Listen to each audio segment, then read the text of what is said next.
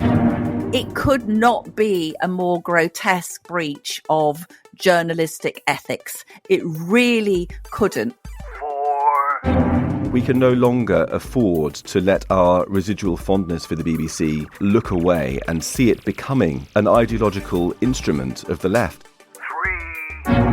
There's never been a generation of younger people that are fuller of their own opinions and wanting to dictate the opinions of adults. 2. There are some real glaring examples of BBC journalists, in my view, who are just propagandists. 1. We have liftoff. Welcome once again to Planet Normal, the Telegraph podcast with Allison Pearson. Hello. And me, Liam Halligan. Great to have you back, co-pilot. And you've returned to Planet Normal in the nick of time. In the nick of time, that is, for us to put the finishing touches to your application to become BBC Director General. There's a vacancy, of course, after Auntie's top boss resigned, along with Head of News Deborah Turness. It was the Telegraph which published an internal BBC memo highlighting a string of unfortunate editorial mistakes, not least an episode of Panorama which spliced together parts of a Donald Trump speech, wrongly giving the impression the president was inciting a riot. Now Trump's threatening to sue the BBC for £1 billion. Over 39,000 illegal migrants have entered the UK so far this year, with many housed in hotels at taxpayers' expense. A High Court judge has just said the Bell Hotel in Epping, one of the centres of protest against such illegal migration, can continue to be used in this way. Epping Council objected, but just lost a case based on breach of planning laws. The real point at issue, as you say in your Telegraph column, Allison, link in the show notes, is that local residents are worried about their children's safety. Ahead of Rachel Reeves' budget, it now seems nailed on. Labour will break its manifesto pledge and will raise income tax on Wednesday the 26th of November. That would be the first such rise since the mid-70s. And unemployment just rose sharply to 5%. And there's more to say also about your interview with a Home Office insider whistleblower. As I say, co-pilot, it's good to have you back. It's good to be back, Liam. I was in Edinburgh briefly and met a lovely cohort of Planet Normal listeners, including a surgeon who entertained me hugely. You're going to love this, by saying that his rather lefty children, that he'd persuaded them to listen to Planet Normal by saying it's an economics podcast. Well, it is. I think I'm going to Thanks to you. start reining in my far-right extremist opinions. But before we move on to this BBC scandal, Liam, we should just pause and say that Mr. Halligan Sr. has left us, hasn't he? You lost your dad, and I know you were there for those last few hours. So just tell us briefly about your father, who sounds like a lovely... Well, I met him once, actually. Handsome Halligan guy, and obviously a lovely man who worked very hard to provide for his family. He did. So my dad spent the early part of his life in rural west of Ireland, in De Valera's Island, during the First World War. It was then the Free State, of course. Followed that well-trod path from rural Ireland to the industrial towns and cities of England, came to London in the 50s and spent, almost all his life really in the UK, but his heart was always back in the west of Ireland. And yeah, he passed away aged 87, had a decent life, and I was very proud of him.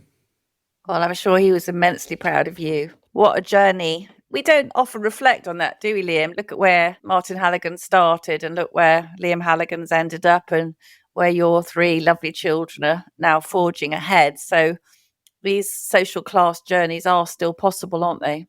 He had a very ordinary life, but it was remarkable nonetheless. Remarkable in an ordinary way. And I think he was very much of his generation. There were lots of people striving during the 50s and 60s to rescue Britain, to rescue Western Europe from the mess of the Second World War, to rebuild the country, to rebuild our housing and our infrastructure. And an awful lot of people put their shoulder to the mill, and my dad was one of them. I think one reason that you speak with such authenticity and passion, far more, if I may say so, to borrow a Halligan phrase, than many economics writers, is because you grew up witnessing someone trying to run a small building firm, and you're very aware, particularly at the moment, of all the huge pressures that are bearing down on people like your dad. But before we talk about on this economics podcast, before we talk about things like the coming budget, You got your notes ready? Got your little yellow post-it notes? I copied down a question from Channel 4 News to ask you. I don't quite understand the question, but I've written it down. But of course, the huge story of this week, being driven forth absolutely magnificently by the Telegraph's home news team, specifically Gordon Rayner, our magnificent chief reporter, is this absolutely astonishing scandal at the BBC. Many aspects to dive into, Liam, and we've both obviously in the past have worked from time to time for the BBC, and like many people, we have had a sentimental attachment to it. But now it's in, I think this is the biggest crisis it's ever felt, and I personally think it may be terminal now. Certainly, I don't think the licence fee will go on beyond the arrival of the next government. But the issues being laid out here, as you say, Liam, the big headline at the moment is the President of the United States going to sue the British national broadcaster potentially for £1 billion for defamatory statements that have harmed Trump's reputation, namely a Panorama documentary. It's interesting, Liam, just to say that Samir Shah, who I have quite a lot of time for, I know you do as well, talked about this Panorama editing of the Trump speech as, quotes, an error of judgment. It was not an error of judgment. It was a deliberate falsification. And it brought to mind, actually, a Telegraph reader wrote to me and said, many of you will know my attachment to the fantastic TV detective series Life on Mars, which looks back to a grizzled old detective in 1970s Britain. And Gene Hunt in that series says, "I've never fitted up anyone that didn't deserve it." Now, that's what Panorama was doing, Liam. They decided it's not enough to have Trump ranting in his usual way. He can usually be relied upon to damn himself occasionally out of his own mouth, but that wasn't enough for the lefties at Panorama. No, they had to splice together, and very, very expertly splice together beginning of the speech, a sentence at the beginning of the speech, and a sentence 54 minutes later, which absolutely made it look like Trump was standing there inciting riot. It could not be a more grotesque breach of journalistic ethics. It really couldn't. So there's that. And I also think we want to come on and discuss the fact that we mustn't let this Trump issue distract us from the fact that what Michael Prescott, in his internal review of BBC practices, also made damning observations about the coverage of Israel and Jews, downplaying the suffering of Israel, seizing on basically supporting Hamas, also absolutely disgusting coverage of gender issues, allowing the views of so-called gender critical women, I just call them normal women, foregrounding male athletes in female sport, bigging them up, calling rapists she, absolute mad fringes of lefty ideology. And not least, Liam, as well, another point in the report was really ignoring issues around immigration, not reporting on the biggest day for illegal migration coming across the channel in small boats. So altogether, a far left ideological capture of the BBC, which the Board of Governors was told about I believe in January, was still vacillating about in May. So really, really extraordinary time for the BBC, Liam. And now, of course, you've got BBC insiders using the Today programme to claim that it's all a right-wing coup. There's no reason why anyone had to resign, no reason why there had to be any accountability for what was an insane error, a deliberate attempt to mislead viewers. and yet it's all a right-wing plot. It's just student politics. It's unbelievable. And the rest of the world is watching now. I grew up with the BBC. It was so important to me. There weren't too many books in my house. The BBC really did a lot to shape my young mind. And it's done some brilliant journalism over the years, as well as providing entertainment programs that have really bound the nation together. But I just, BBC News is just, it cannot see how out of touch it is, because it just keeps recruiting people in its own image. There is on-screen diversity, there's gender diversity, all of that, that's great. But there's a lot less cognitive diversity than there was. You have to have a kind of approved set of views at the BBC to get the job and to keep the job. And if you don't have that approved soft left set of metropolitan views, which you've outlined there, you're completely right. Everyone knows it. It's just mad. And yet, as the Overton window of British politics has shifted and is shifting, frankly, as the public finances really tighten up, as the country has to grapple with real challenges, as people at the sharp end of the labour market, people at the sharp end of life, very heavily reliant on public services, become more and more concerned, then the BBC has barely responded to their concerns. They've just been dismissed as Hillary Clinton's basket of deplorables. And yet, some journalists, I like to think we do so on Planet Normal and at the Telegraph in general, we do stand up for the views of a lot of people who don't feel that they're represented by the BBC at all and feel that they're disdained by the BBC. I guess I should just say the polite thing. And of course, there are BBC journalists who do a decent job, and there are. But there are far too many who don't. There are some real glaring examples of BBC journalists, in my view, who are just propagandists. And there is, of course, that absolutely overwhelming set of views, that outlook on the world, which you simply have to have at the BBC in the news department, or you will be ousted. Obviously, there have been various commentators. We've seen these, the sort of lumbering old dinosaurs, John Simpson, Lord Patton, wheeled out to say, oh, it's simply splendid, old boy. What's the problem of all these people? So out of touch, Liam, with the reality. And I've said in the column this week that I think really that at best, BBC journalists represent 20% of the population. I would say that's at best. If you look at the polling for Labour, I would say you're talking, given the far leftness of the views. Now, Rod Liddle, both a distinguished fellow columnist and journalist, but was himself editor of the Today programme. I mean, astonishing a lad from Rod's northeastern working class background should hold that position. But Rod has talked very eloquently this week. It's from Gisborough.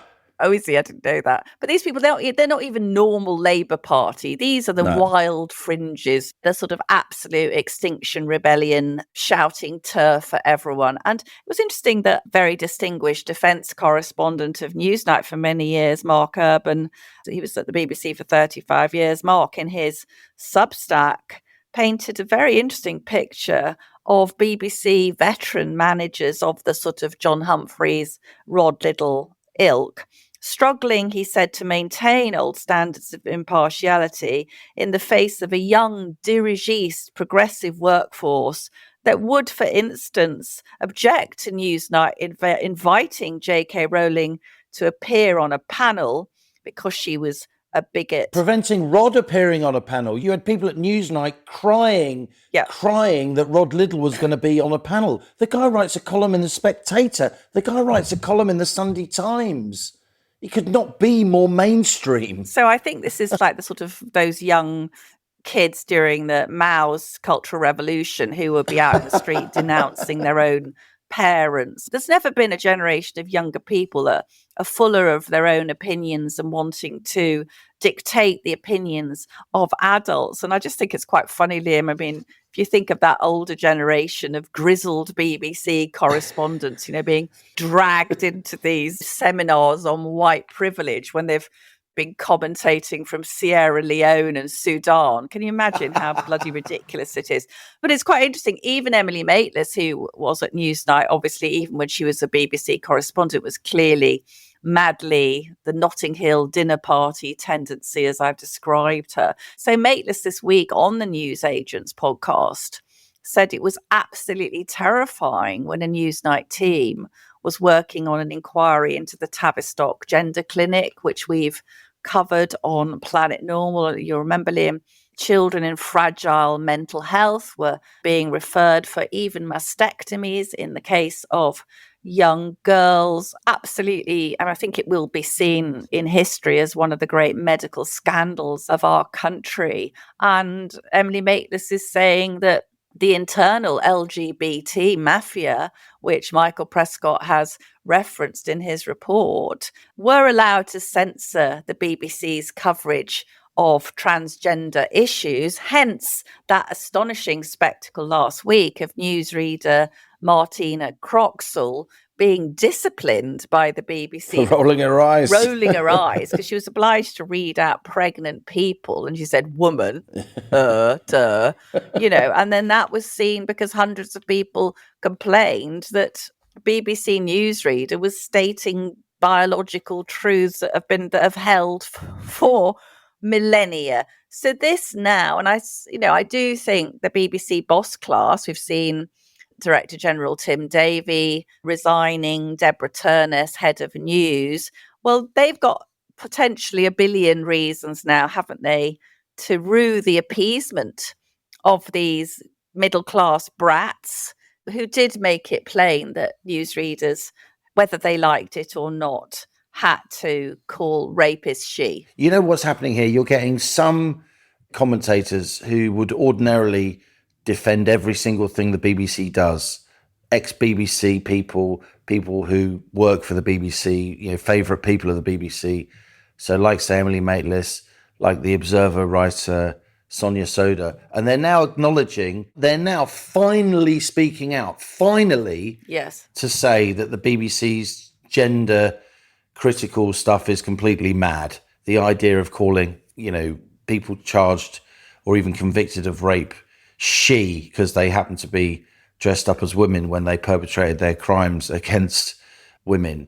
So they're allowing themselves to acknowledge that the BBC is completely out to lunch on that stuff, but they won't allow themselves to acknowledge that the same degree of selective memory, the same degree of misanalysis is happening when the BBC considers other issues, like, say, whether or not Trump incited a riot, like, say, whether or not the state needs to be smaller so we don't have a fiscal crisis. Because, of course, the BBC is massively pro-government spending, and any attempt to control the public finances by actually reining in spending is, of course, a fascist move. That's the way it's viewed.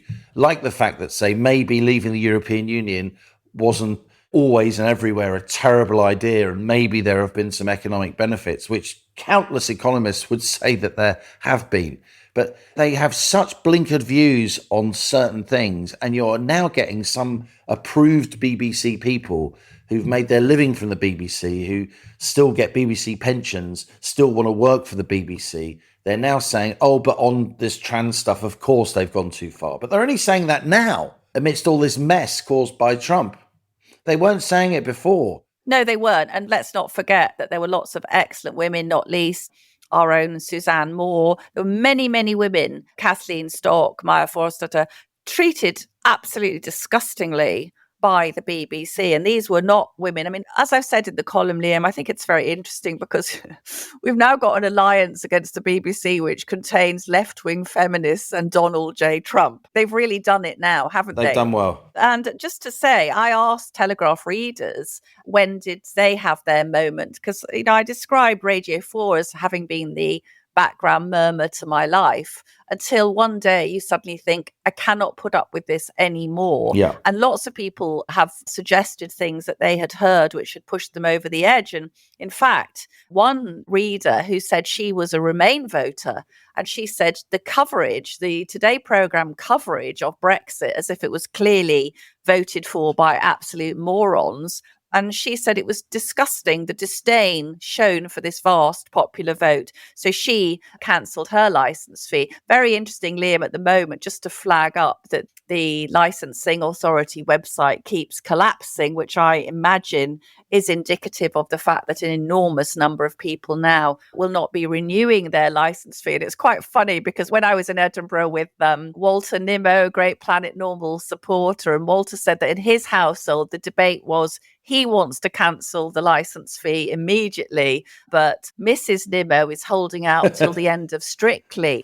So Strictly Come Dancing is the only thing, grand final of Strictly Come Dancing is the only thing that's keeping the BBC from losing all of its subscribers. And just to say, have they learned a lesson from this public exposure and humiliation and being sued by the president? No, they haven't, because one of the things we're journalists, lots of people aren't journalists, they don't understand, Liam, that censorship doesn't just come in blatant censorship or manipulation like the Trump speech. Censorship is in the selection of the topics that you will or won't cover. Now, Kemi Badenoch gave a reaction, this is the Conservative Party leader, gave a reaction to the scandal this week saying, on basic matters of biology, the corporation can no longer allow its output to be shaped by a cabal of ideological activists. Well, guess what? They decided to leave out that sentence when they read out Kemi Badenoch's reaction.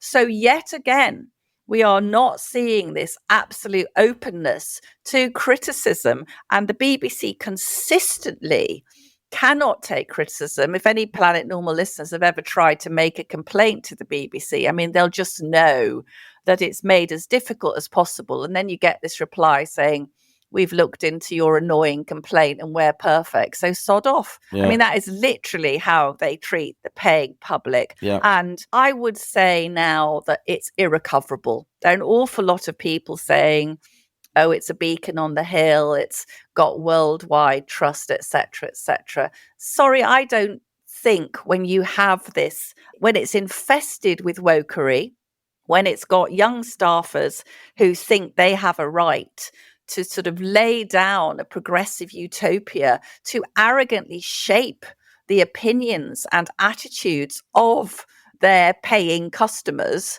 and treat those who say, hang on a minute, I don't want the rapist to be called her, to treat those people as though they're bigots and ignorant. Not really. I'm not really sure. And just to end off by saying, one of my absolute tipping points with the BBC was seeing a BBC news reader on their 24-hour channel explaining how male trans women breast milk, chest milk, actually, Liam, could be every bit as nourishing as mother's milk. Clearly absolute nonsense, not just nonsense, but pernicious, wicked, anti-female nonsense, as indeed it was soon debunked and revealed to be. But I don't want to pay for something where someone's saying men's breast milk is as good for babies as women. And I think that organisation is deeply lost. And I suspect that we don't even know the full impact.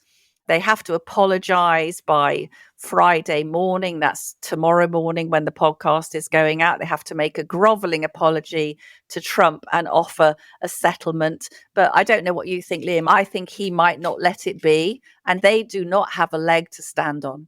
I think Trump's going to use this to toy with the BBC for the rest of his presidency at least. And I think it's going to destroy what's left of the BBC's reputation for impartial news around the world. And I say that with regret, because I think a lot of the executives involved have made huge errors, and a lot of the people involved are incredibly smug and arrogant and out of touch. But I do think we're losing something if and when, or as and when, the BBC loses that reputation that it's had around the world. But let's just come briefly, Allison, onto the Epping Court ruling and your work with your Home Office insider. The Telegraph's been running a series of stories since last week. Nick Timothy, the excellent Nick Timothy, and I, who we should thank again for standing in for you. Absolutely. Thank you, Nick. We discussed some of your journalism briefly last week, but you've said to me that you feel this is one of the most important pieces of journalism you've ever done, engaging with an asylum system insider and hearing from that insider just how chaotic the system is on the inside. Yes, I called her Nikki. That's not her name. But she said to me she was getting in touch because she is an asylum caseworker. And she said that she is having to grant asylum in some cases, Liam, to men who they know have exposed themselves in children's playgrounds, and in some cases are on rape charges or are on the sex offenders register. And Nikki said to me, "You're going to be very shocked, Allison." And I'm a cynical old hack, Liam, and I didn't think I could be very shocked, but I came away really, really shaken by what she said. So just a quick summary, really, there are several countries where they're basically not allowed to return people to places like Afghanistan, Eritrea, Kuwait, or Sudan, because get this, it's not deemed safe for illegal migrants who break into our country to be returned to Afghanistan or Eritrea, even though in a recent list of high preponderance of sexual violence per proportion of the population, Afghanistan and Eritrea, they came in the top 1 and 2 positions. So essentially, the British state has taken a decision that we are not capable of sending young male migrants back to Afghanistan or Eritrea, even though they pose the greatest risk of sexual violence against British women and girls, which I don't even have the words, really. It is deplorable. And Nikki pointed out that, of course, many African applicants have learned that Eritreans always get waved through after a few simple nationality questions. So guess what, Liam? They learn the answers to the simple nationality questions like who is the Prime Minister of Eritrea and what's the capital of Eritrea. And there is an overwhelmed system, tens of thousands of asylum seekers in the backlog, and there is huge pressure. In fact, not just huge pressure, caseworkers will be disciplined if they don't process enough cases quickly enough. And there's a particular spike on Fridays of approvals because that helps the team to meet their weekly stats. Now, just imagine that the security of men, women, and children in our country is basically dependent on a number of people around the country, thousands of caseworkers pushing these people through as fast as possible. And being financially incentivized to do so. Yes, and punished for not doing so. And what Nikki said to me, something that will stay with me forever, I think, was she said, "I think it's inevitable and just a matter of time that a man I have granted asylum to, I'll turn on the TV news and he will have raped or murdered a girl like one of my girls." And that's where we are. And just coming now to this decision this week to not shut down the Bell Hotel in Epping, the judge had ruled that it can continue to house asylum seekers. And the reason is, Liam, I'm done with saying platitudes, honestly. The reality is that the asylum system is in complete crisis. We have a national emergency with thousands upon thousands of young men of fighting age coming ashore. The system is totally unsustainable and overburdened, and they can't close the hotels because otherwise there'll be thousands of them on the streets, and the British people are going to realise what an almighty horror show has been unleashed on us. Just want to add this for Planet Normal listeners, a little fact drawn to my attention. Back in 2003, there was an ambitious young barrister represented asylum seekers in a high-profile test case. He argued for their right to basic support and accommodation, successfully challenging the then government policy that left potentially vulnerable asylum seekers destitute. Now, that young barrister was called Keir Starmer. So it is our now Prime Minister who is largely responsible for the fact that British hotels are rammed with males from backward countries who are so disproportionately represented in sexual crime statistics. And I don't know about you, Liam, but I don't think Keir Starmer is probably the ideal candidate to look to for repealing laws that would allow us to start deporting asylum seekers in the vast numbers that they need to be deported.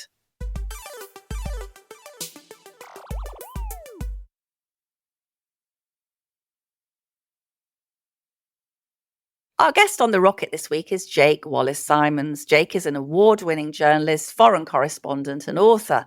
Until recently, he was the very popular editor of the Jewish Chronicle. Jake is now a columnist for the Daily Telegraph, and he does a podcast called The Brink with the brilliant defense analyst, Mr. Andrew Fox.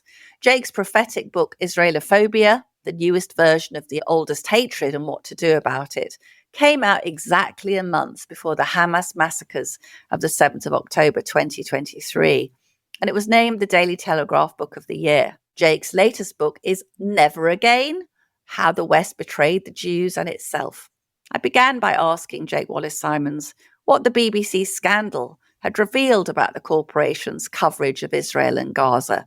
It was pretty damning, wasn't it? He did. I mean, it's been a weird thing because the BBC seem almost to be using their monstrous failure with regard to splicing that Trump tape together as a smokescreen for hiding once again the rampant Israelophobia, which seems to run through not just BBC Arabic, although it's absolutely appalling. You know, BBC Arabic, some of the things they're guilty of include not criticising Hamas and not covering the suffering of Israelis. You know, talk about Hamas mouthpiece. BBC Arabic has become that.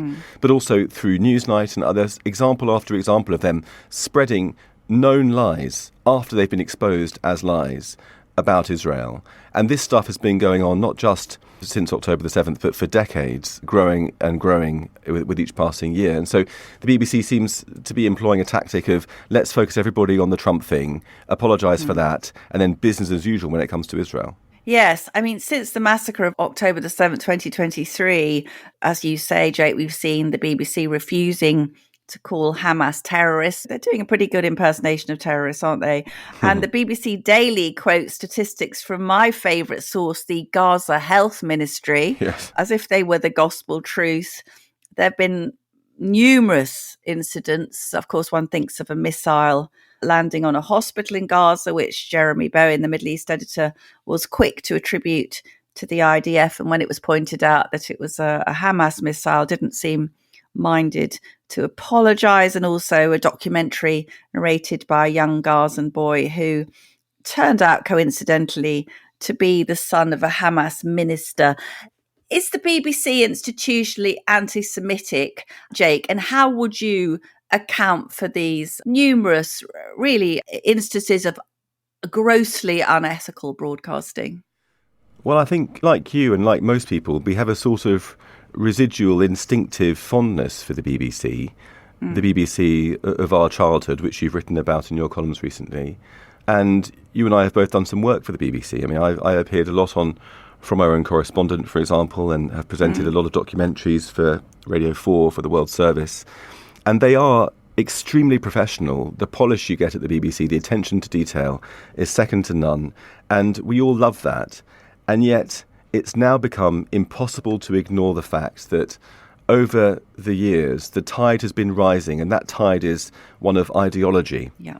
And it's gradually been seeping under the door of the newsroom and filling up the broadcasting studios, and it's sort of sloshing through its news channels online. And I think that with the revelation of this report, we can no longer afford to let our residual fondness for the BBC look away and see it becoming an ideological instrument of the left. I mean, we've seen, since this scandal has broken, the BBC, top journalists like John Simpson, I wrote about him recently for the Telegraph, John Simpson and others, singing from exactly the same hymn sheet as the liberal media, The Guardian and The Observer, and left-wing politicians, all mounting this accusation that the BBC might have made one or two innocent mistakes, but basically is being brought down by a coup, by a right-wing coup. This is tinfoil hat conspiratorial thinking. And if you compare that on the one side to the evidence, you think, you can't set the evidence aside and say this is a coup. The evidence is the whole story. It's your failures. Deal with the failures and then we'll be happy. We're not against you because you're the BBC. We just want you to be impartial, which is the whole point of the licence fee in the first place. Before the hostages were released, thank goodness, and before Trump's peace deal, Keir Starmer and the Labour government recognised a state of Palestine. How damaging was that move, Jake? And do you think that internal Labour Party politics was responsible? I think it was hugely damaging on so many levels. It was damaging geopolitically. It was damaging to Britain's standing in the world, or what remains of Britain's standing in the world. And it was damaging to us as a nation morally and almost spiritually as well. Our sense of who we are and what we stand up for was damaged. I mean, if you wind back and recall the response from Hamas to Keir Starmer recognising a state of Palestine, I mean, I don't need to go over what they've done.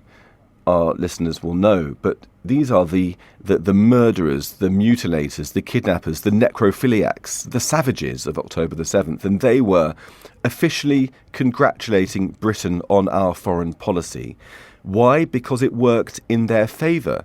Keir Starmer didn't place any demands on Hamas, didn't say release the hostages first and then we'll have a recognition of you. He didn't say to the Palestinian Authority, get rid of Hamas and then we'll give you a recognition. He said, we'll give you a recognition unless Israel stops attacking you. So all the pressure was on Israel to leave Hamas in power, leave the hostages underground or else. And he marshalled the might of the British state in the services, I'm afraid, of a jihadi agenda.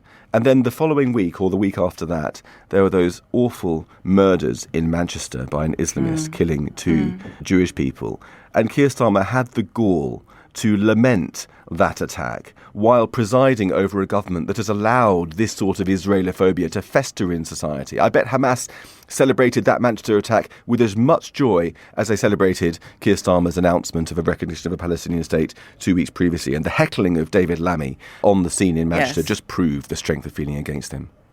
Yes, I mean, I've been to numerous Jewish events, and if you just mention the BBC, it's quite, as you know, Jake, Jews are a pretty polite crowd, but there is such kind of, well, I find the respectable bunch, and, mention the name Jeremy Bowen and get an extraordinary reaction. And Starmer and the Labour ministers had the absolute gall, didn't they, to say that Britain had played a part in the ceasefire deal, which was just absolutely, really took the biscuit.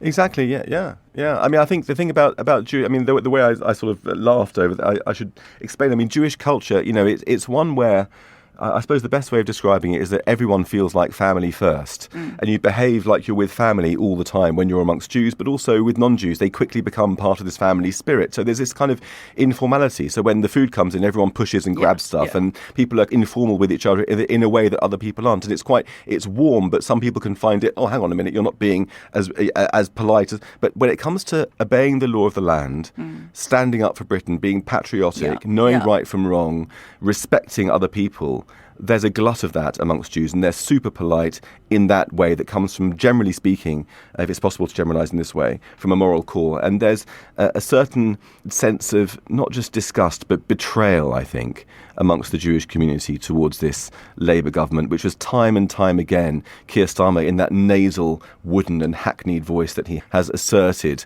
his supposed support for the Jewish community and his strong stance against anti-Semitism. To be fair to him, in the early days, he did purge the party of anti-Semites that had festered under Corbyn, but he's then gone on through his slavish devotion to quote-unquote international law and quote-unquote human rights, all the stuff that's got us in this mess with migration, with everything else, declaring his support for Jews and then advancing policies which absolutely shaft us, and with us, the entire country. We have, as you referred to, Jake, seen this horrible attack on a synagogue in Manchester. Synagogues across the country and Jewish schools are under siege. I go to a number of Jewish centres to take part in debates. By the way, I didn't mean that they were super polite. What I meant was when you mention the BBC and you get this absolute catcalling, that's quite strong, isn't it? But it's unusual for Jews. It is unusual. Yeah, exactly. That's what I meant. I mean, I'm shocked by the airport levels of security that I've come across in Jewish places. Jake, you were the editor of the Jewish Chronicle from 2021 to earlier this year. What do you think the mood of British Jews is? And do you think many will shamefully end up leaving because the UK is no longer safe for them? Well, I think that's happening already. My mum is an Orthodox Jew. She's about as British as it gets. I mean, she even makes kosher mince pies at Christmas time. But she's an Orthodox Jew. She covers her hair. She goes to synagogue. Her father fought in the D-Day landings very proudly, and he's probably the most patriotic man I've ever known. Hugely proud of that. I went with him back to Normandy some years ago before he died. Jewish, of course.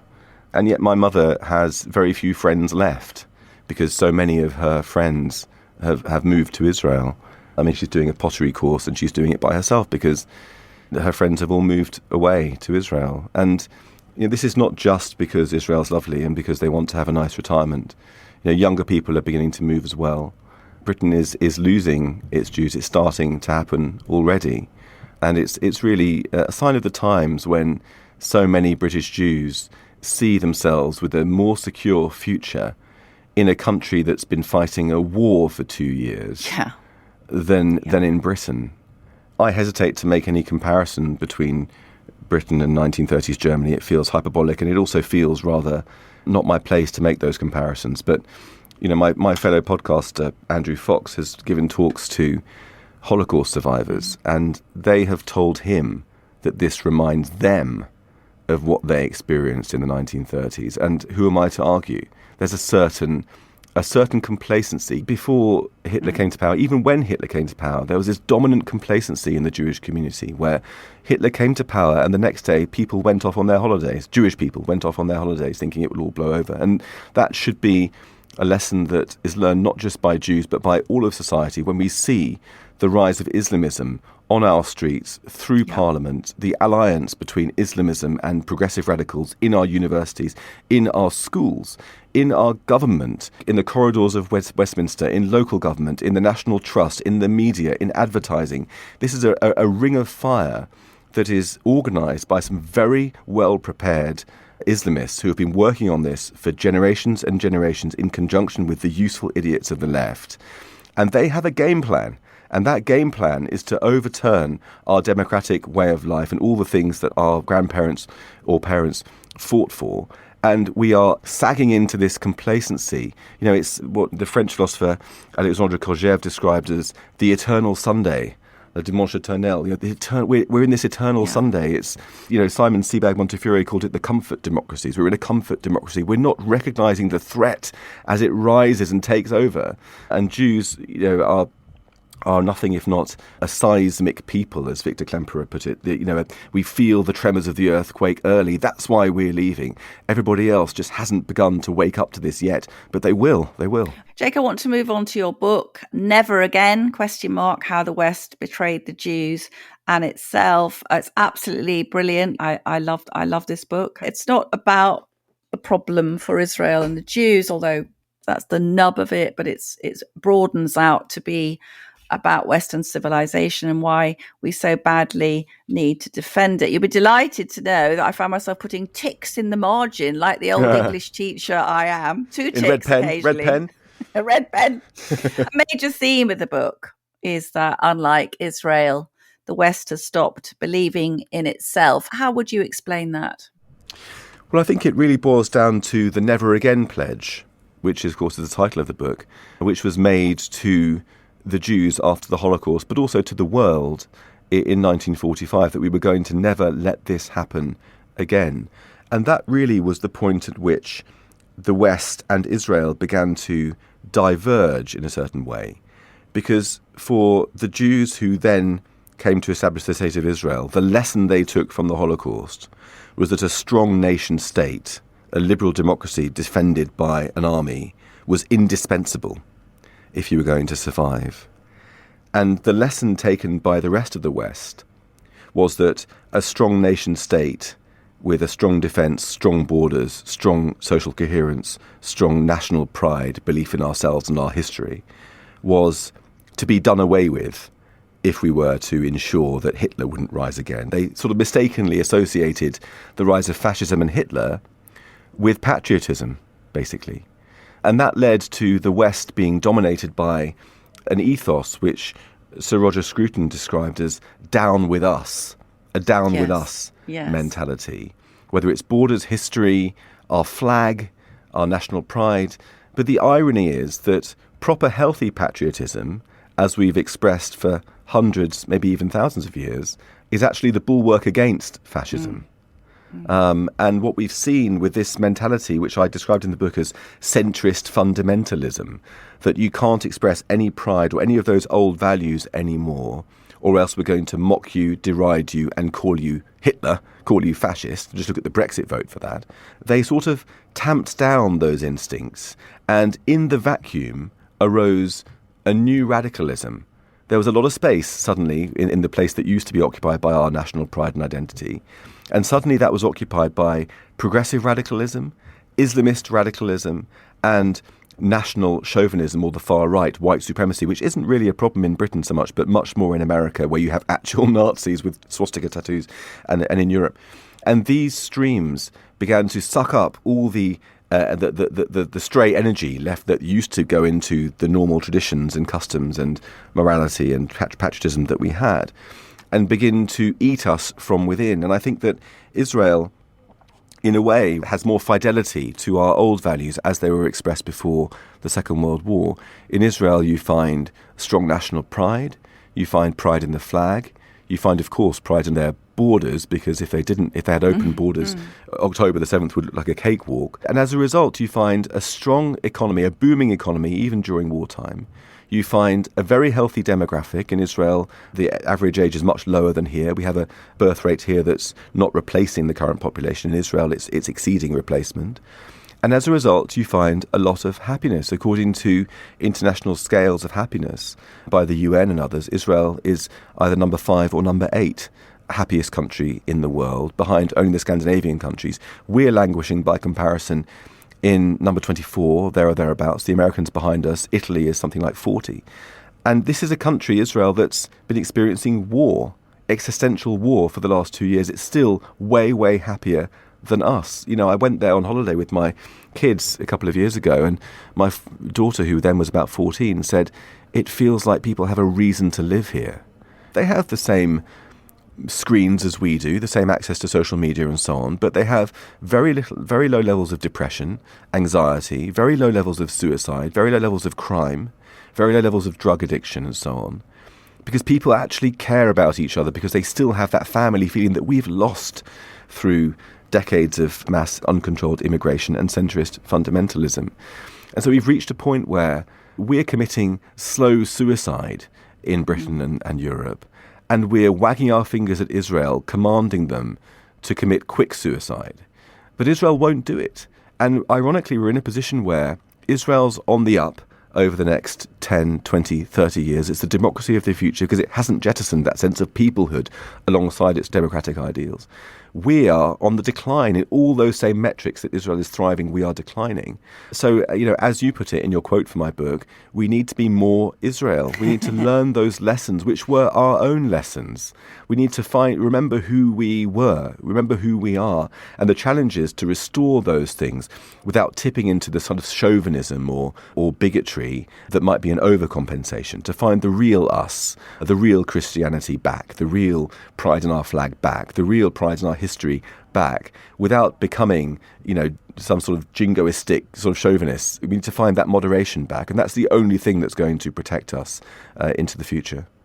I actually have been, since the 7th of October, been twice to Israel, often on quite sad purposes, Jake, to meet with hostage families and survivors, and indeed interviewing Eli Sharabi, an extraordinary man who'd spent over 700 days as a prisoner, as a hostage actually in the Gaza tunnels. But as you say, I found myself thinking these are an enviable people, which is quite an odd conclusion, isn't it, when you think of the perils they face. But I think it's having had dinner with these young IDF soldiers. I mean, they by no means all fully signed up supporters of Netanyahu, but they can't afford neurosis. They can't afford suicidal empathy, because, as you say, if they have suicidal empathy for their enemies, they will be dead. We saw, didn't we, on October the 7th, a guy I met who was a reservist who had fought his way along the southern border, came to a crossroads, and he said there were all these bodies of young people, and he didn't know why they were all wearing these pretty, sparkly clothes. And of course, they'd fled, Jake, from the Nova Festival. And he said to me, that day I saw what Israel looks like when she doesn't have an army. So in a sense, it is the existential threat that makes the society wake up and appreciate what it has to defend, where here in the UK, where perhaps we are bedeviled by complacency and an unwillingness to defend our values. Do you think that's right? Absolutely right. I mean, the stories of Israeli heroism on October the 7th are just astonishing, really astonishing. I mean, ordinary people, as Yoav Gallant, the former defence minister who was in charge on October 7th, told me on the podcast a few weeks ago. Yeah. Ordinary people woke up in the morning, 6:30, went for a jog, had a coffee. Within an hour, they were fighting for their lives and the lives of people around them. And perhaps that second part of the sentence is the most striking, the lives of people around them. I mean, you had people And sorry to interrupt, but Arabs, some Yes. Israeli Muslims, showed conspicuous gallantry on that day, didn't they? They did. They did. And there's a lot in my book about how Muslims in Israeli society saved Jews, put their lives on the line to save Jews, supported Jews, rescued Jews, and also fight in the IDF. So yes, they're in the minority probably, but they really rallied around Israel after October the 7th. And that's a lesson for us here, that integration is possible. You just need to know who you are and insist upon them adapting to your ways and retaining their own religion and culture, but taking on the values that we love, rather than us doing our values down and sort of allowing the values and principles of rural Pakistan to run riot and overtake Britain. And, you know, Israel, I mean, that heroism on October the 7th, there was one example of an Ethiopian Jew who didn't have a car, saw what was going on October the 7th, and ran 8 miles with a gun to defend people in the south. And interestingly enough, one area in which Israel is terrible is politics. Its political system is proportional representation, which is a bad idea. It's got far-right ministers in the cabinet. It's a disaster politically. And before October the 7th, the country was divided with huge protests on the streets. The government was grinding to a halt. Left was against right. Even the pilots were refusing to fly in protest against the government. But on October the 7th, that was all forgotten. People came together and fought to defend not just their country, but their family, the wider family of their country. And I worry now about Britain that if, you know, there's no reason, Vladimir Putin has missiles that could easily reach the United Kingdom. We don't have some kind of right to be free from war for eternity while we dole it out ourselves overseas or while we lecture other people on not doing it. You know, we are vulnerable too. And if the dogs of war were to start snapping at our heels, if missiles were to fall on London, on Birmingham, Manchester or wherever, would we pull together and fight in the way that the Israelis have done, in the way that our grandparents did, and in the way that the Britons throughout history have done and would do? Can we still do that now? That question is the one that keeps me up at night above all others. Finally, Jake, bringing us up to date, we have all of the living hostages returned from Gaza. Some of the bodies are still not recovered. There is a shaky peace in place. Israel has neutralized threats in Lebanon, Syria. Iran is much weakened, although I hear stirrings there that don't sound that great. Hamas, obviously much weakened, but still holding evil sway in Gaza and executing opponents on the street. Jake, what do you think Israel will do now to guarantee that October the 7th never again? Well, that's a very good question. And I think before October the 7th, Israel had been, again, experiencing its own complacency. There was a concept called, unimaginatively, the concept, conceptia in Hebrew, which was that we know that our enemies are just over the border and want to kill us, but we've got the technology to put up fences, to deter them, to respond to spates of aggression with force, to deter them in that way, and also to help them. So in the years before the Gaza war that started in 2023 with October the 7th, of course, Israel had withdrawn from Gaza in 2005, but it had been allowing up to 20,000 Gazans to enter Israel from Gaza and work to earn higher wages and bring back money into the Gazan economy. It allowed money from Qatar, infamously, to be taken into Gaza to bolster the economy. And the idea was that if they're doing okay, they won't have the appetite for destroying us. We've got our fences, we've got our military, and we'll concentrate on our own economic development. I mean, in the years since Israel gave Gaza to the Palestinians in 2005, Israel's GDP and its economy doubled So huge economic growth, huge diplomatic achievements with the signing of the Abraham Accords, with the United Arab Emirates in particular, but also other countries coming on board. So things were looking good for Israel then. But what they had done was fall into their own complacency of thinking that this was a way to solve it. At that time, on October the 6th, 2023, Hezbollah had 150,000 rockets trained on Israel, which alone, if they were all unleashed, would have a good chance of destroying the state. Then you had Hamas.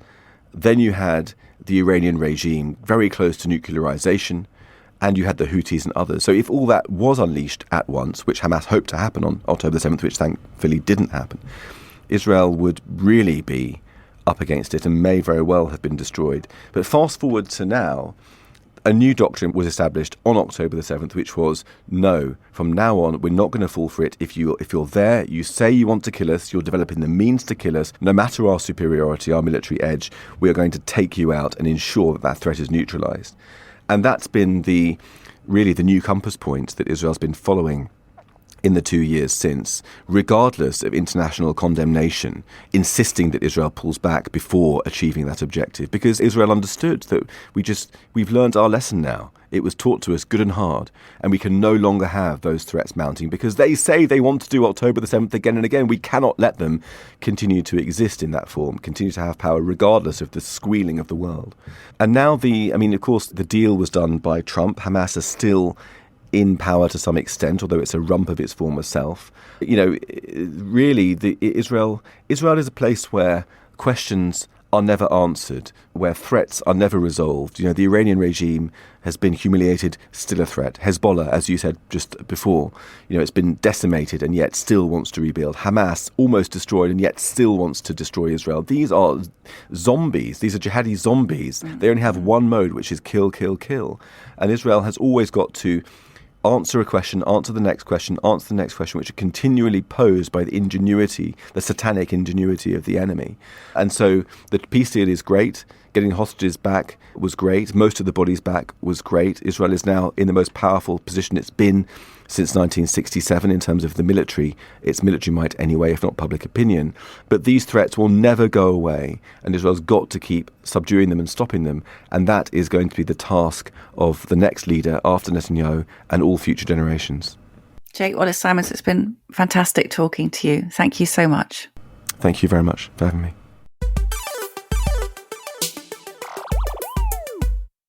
Now on to our listener emails, the messages you send us at planetnormal@telegraph.co.uk. Please keep them coming. We learn so much from you, the citizens of Planet Normal.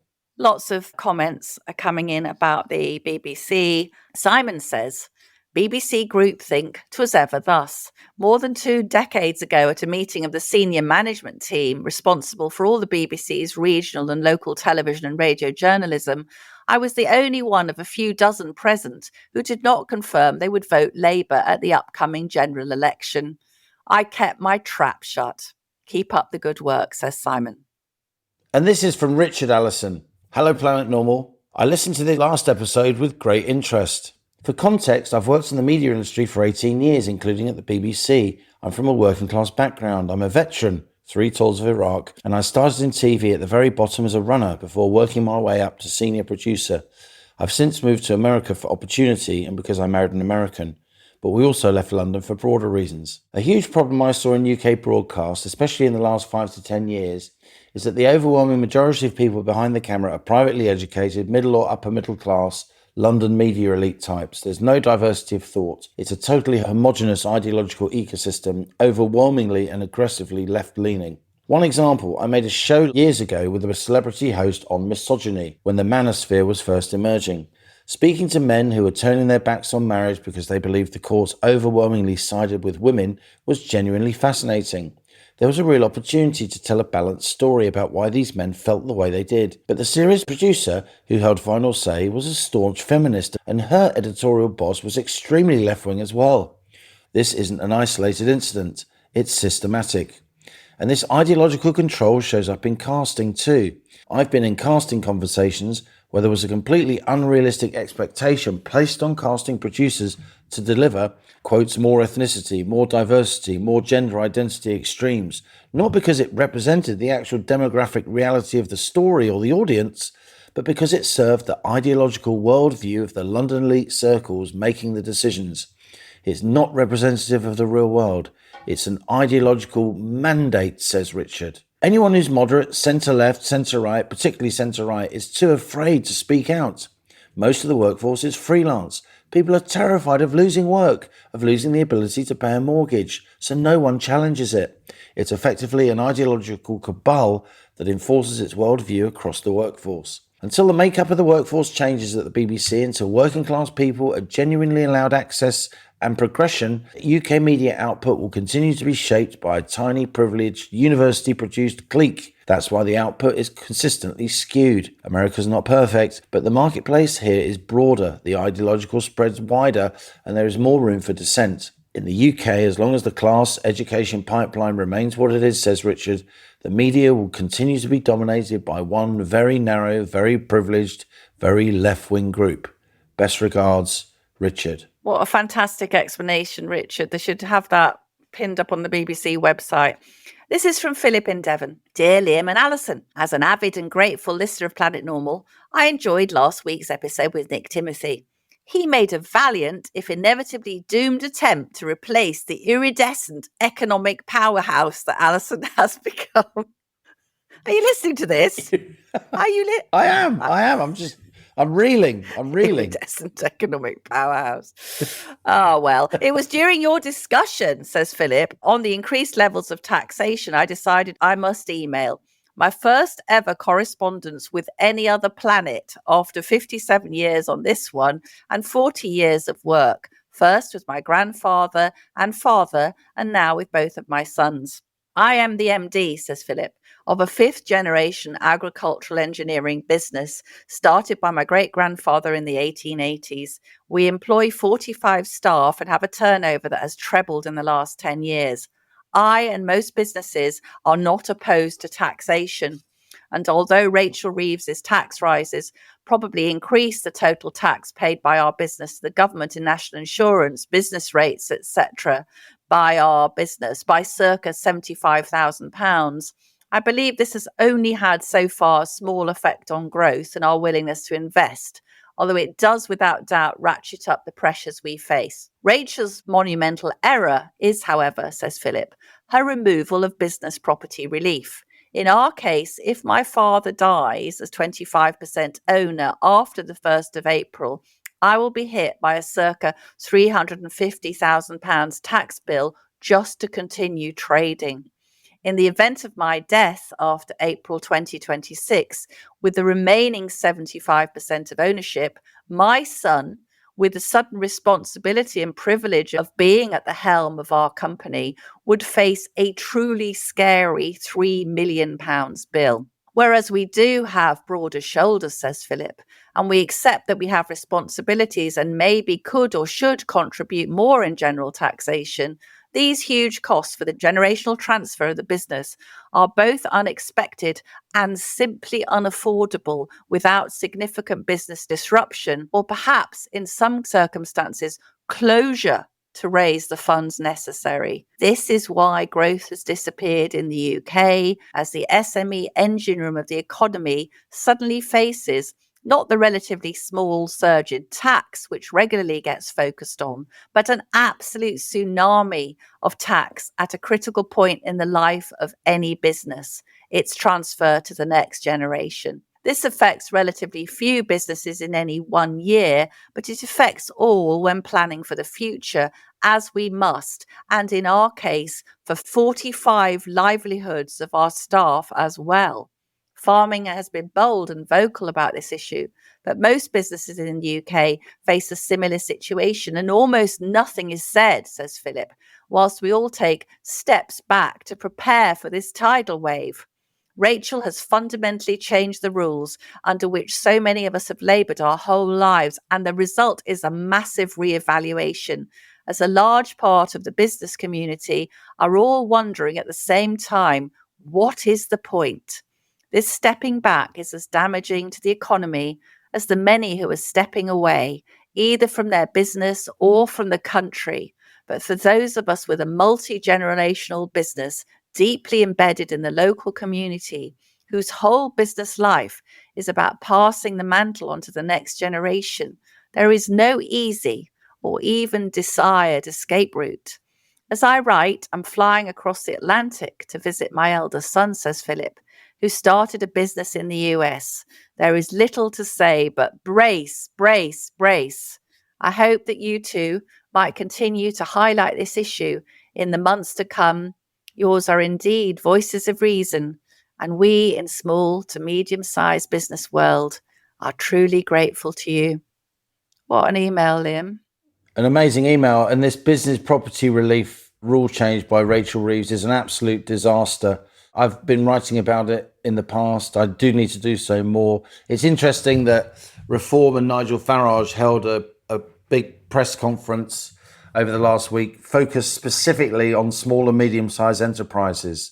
These SMEs really are the backbone of the economy, as we often say on Planet Normal. They're also very kind of non-partisan voters. They'll vote for whoever is pragmatically the right person they think to vote for. And Rachel Reeves has certainly lost the small business vote. This is from Mel. Dear Allison and Liam, recent history and the explosion of experience and advice of past chancellors, established economists and leaders of major businesses have failed to deflect Rachel Reeves's asteroid of ideas as it hurtles towards UK taxpayers. All we can do now is run for cover and save your breath, because she is taking not a blind bit of notice. Our beloved rocket of right thinking might have nowhere decent to return to very soon. Let us pray. Good luck to you and us rocketeers. We need it. But as my wartime Navy father used to say, nil illegitimi carborundum, roughly translated as don't let the bastards grind you down. And finally, this is from Chris. I've been a fan of Allison's journalism for some time. You'll get over it, Chris. But I have to say she surpassed herself with that interview with the Home Office whistleblower. This was a jaw-dropping read. Please keep pushing against our complacent, bureaucratic, self-serving, left-leaning establishment.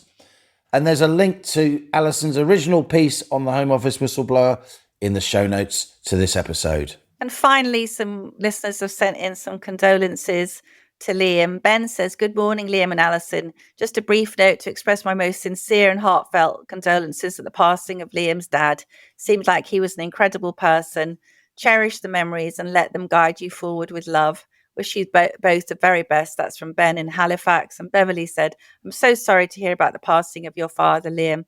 May he rest in peace. Very best wishes and condolences to you and your loved ones. That's very kind. We'll also put in the show notes a link to a Facebook post that I did, because it's become, if this is the kind of thing that interests you, it's become a bit of a focal point for various members of the London Irish and the UK Irish community, builders piling in, people. Oh, your dad still owes me £100 from Cricklewood Broadway back in 1974, etc., etc. It's been what social media is for, really. It's just been a lovely outpouring of sympathy, empathy, and shared experience. And on that bombshell, that's it from Planet Normal for another week. As we leave our sanctuary of sweet reason, our flying refuge of reasoned views.